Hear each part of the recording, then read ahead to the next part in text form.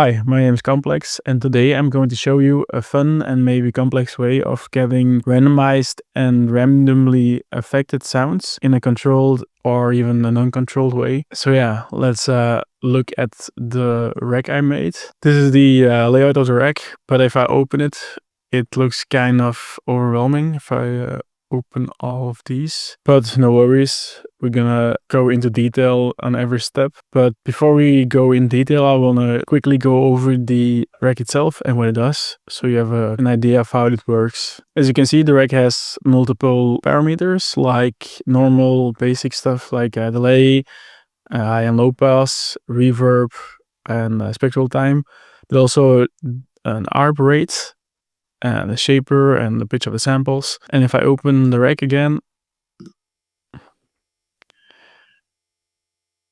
all the sounds that are provided are from a drum rack that is randomly triggered. So every sound is randomly triggered via incoming MIDI, and they are going to 2 effect racks having 6 different effect chains, each being randomized. Behind that is a shaper and the reverbs and the spectral time, but we'll come to that later. Everything here in this rack is randomized. That, from my case, is what keeps it interesting. Alright, so let's make this rack. As I said, everything runs from a drum rack, so let's import that firstly.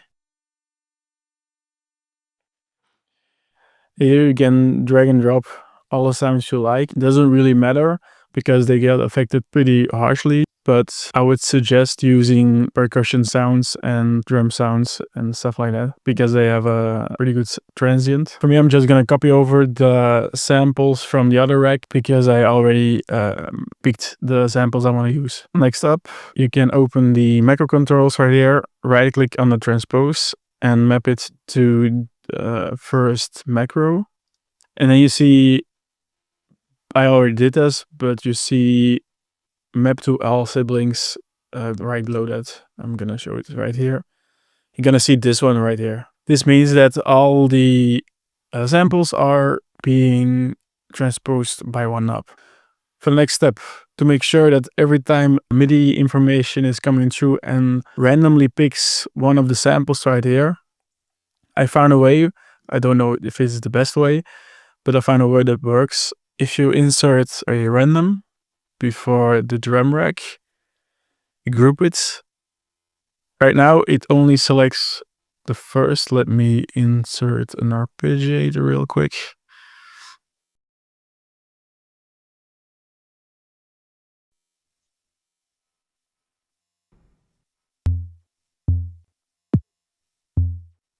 As you can see,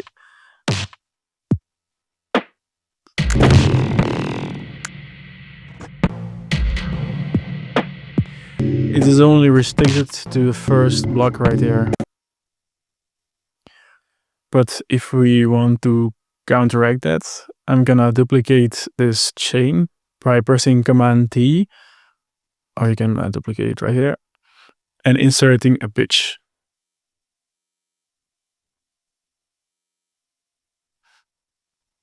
Put this on 12 semitones. Open the chain selector, and just for demonstration, I'm gonna pull both chains to the 127 and distribute ranges equally. You can see it still has the first block, but if I go to the second one, it goes to the second block right here. So if you want to randomize the whole thing right here, we have to duplicate this a couple of times. I think it was 10 times, so let's do that. There you go. Let's put them on the beginning, drag them to 127 and distribute ranges equally. Make sure that this one is on plus 24, second one 36.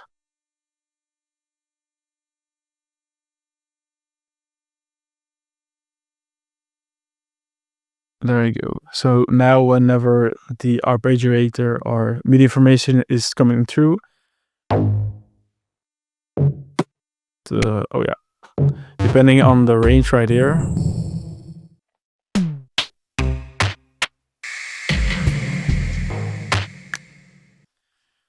So to actually randomize it, we need to randomize this chain selector. I'm gonna insert an expression control. Put the first one on random and map that to the chain selector. So now every time a arpeggiator is coming through, it's randomizing this chain, which randomizes the sample displaying. Great. Right, let's move on to the first effects rack. Insert an audio effect rack, open the chain list, create the first chain. And from this point, I'm going to use the effects that I choose, but of course you can use whatever effects chain you want to use.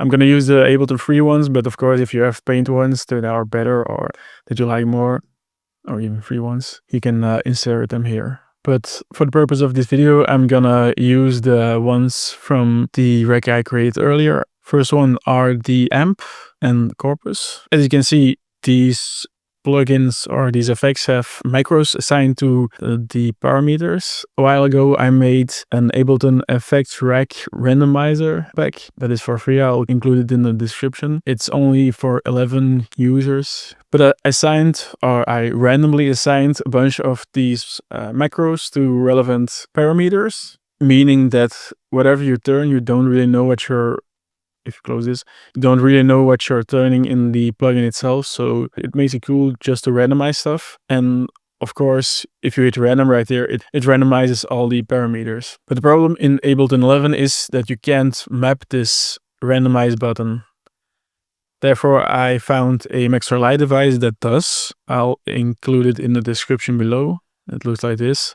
You just have to put it in front of the device, hit randomize, and it randomizes the macros. And this button you can assign to macro. Let's do the same for the amp. Sweet.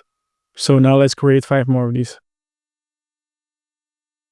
For the second chain, I'm going to insert a pan and a beat repeat. For the third one, a randomized delay. For the fourth one, an echo. Fifth one, a grain delay.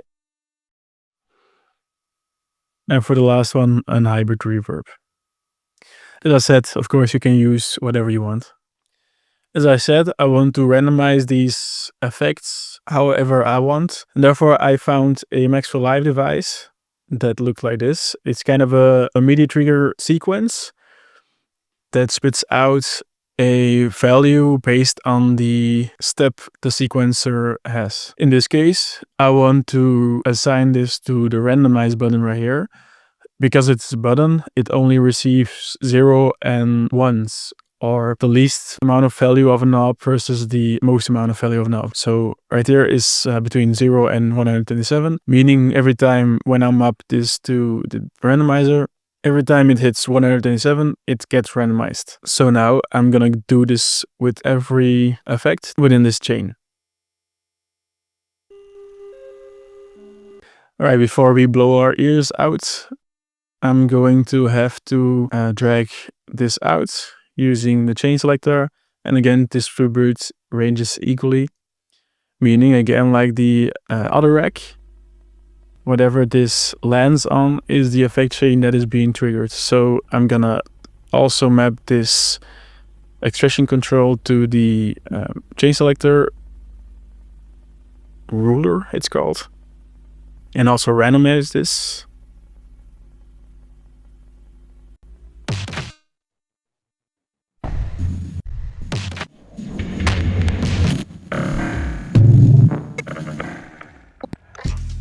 We put the limiter in the end, just to be safe. As you can hear, the samples are being randomized and the effects applied are also being randomized.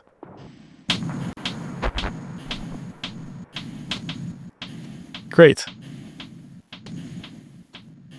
Let's call this effects rack 1. And because one rack isn't enough, I'm just gonna duplicate this with the same exact values and effects. Obviously, you can do whatever you want. Let's call this effects rack 2. assign the expression control to the ruler, randomizes. I'm gonna duplicate this random trigger, unassign all of these, and assign the ones in the second track to this one.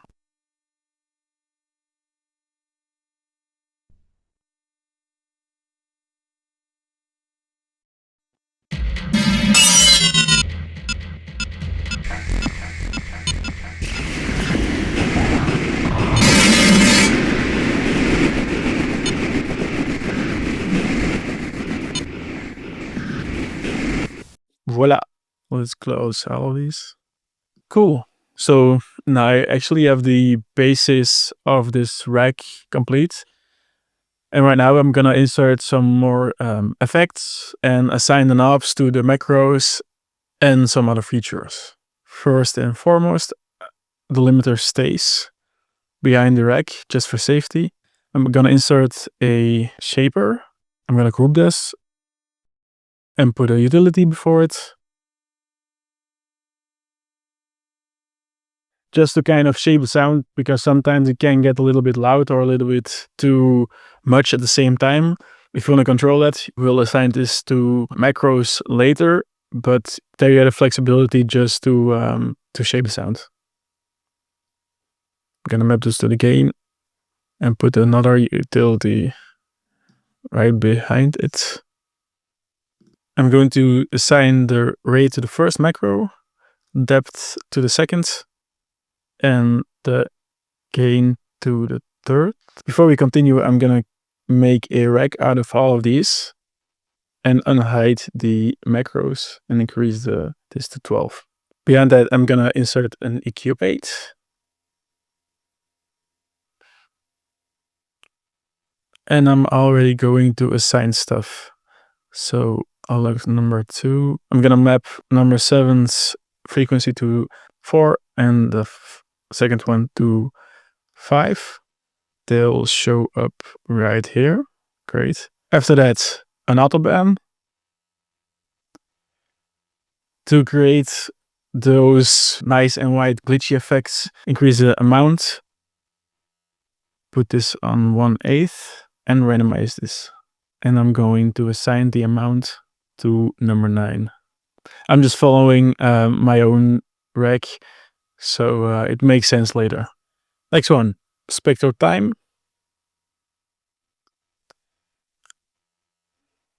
Assign this one to number 10. Echo. Unlink these two and put this one on 116 and this on 132. Put on ping pong. Put the reverb on number 6 and the dry wet on number 3. Only 2 more to go. And hybrid reverb. The gain I'm gonna map to number 7 and the dry wet also to the reverb level of the echo. So both reverbs are getting opened at the same time. And last but not least, the and a compressor to kind of balance out the loudness of the quieter parts. Sidechain off, of course. Makeup gain on. And of course, a limiter in the end. Great. As you can see, there are a few knobs already assigned. I'm gonna put the arpeggiator on random other. I don't think it actually does something, but I know, peace of mind. The rate to number 2 right here. Because I don't always want to chase the MIDI notes, it's kind of cool to have this at hand.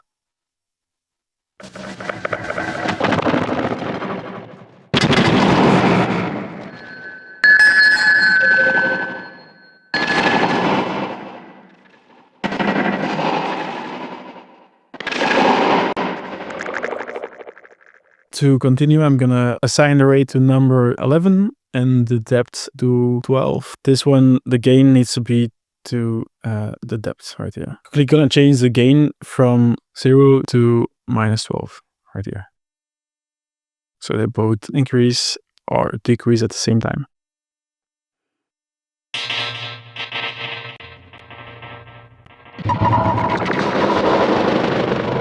For the last step I'm gonna do right here, I'm gonna open the drum rack and assign the pitch to macro number 8.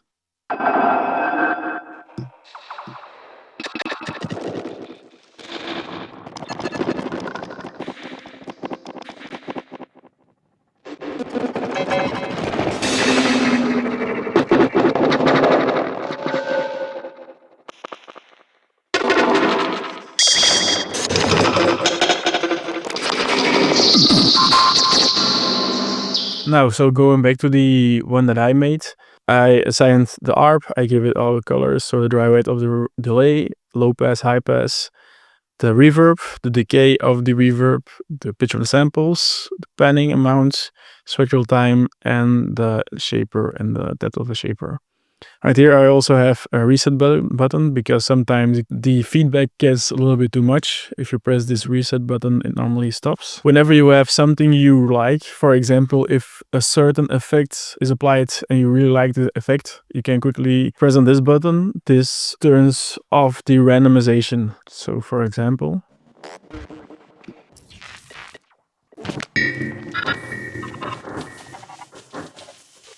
I really like this. Now it just picks another sample but uses the same effect.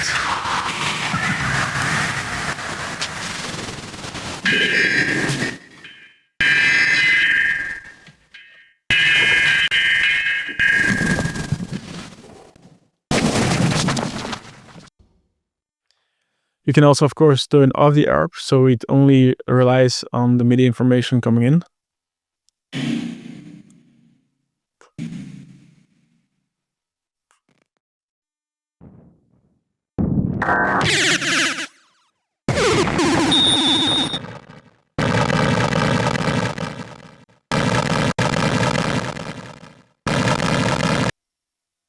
And you can also turn on or off the effects. By the way, this is a Max for Live device that I found online that allows you to toggle on off between a maximum and a minimal value. But I altered it a bit, making them bottoms and this a toggle. But of course I will include the main maker of this device in the description below. As always, I will make a couple of cool sounds using this rack, and I will include them for free in the description below. You can also download this rack, which is available through the link in the description also. Don't forget to like and subscribe if you like this video, and I will see you in the next one.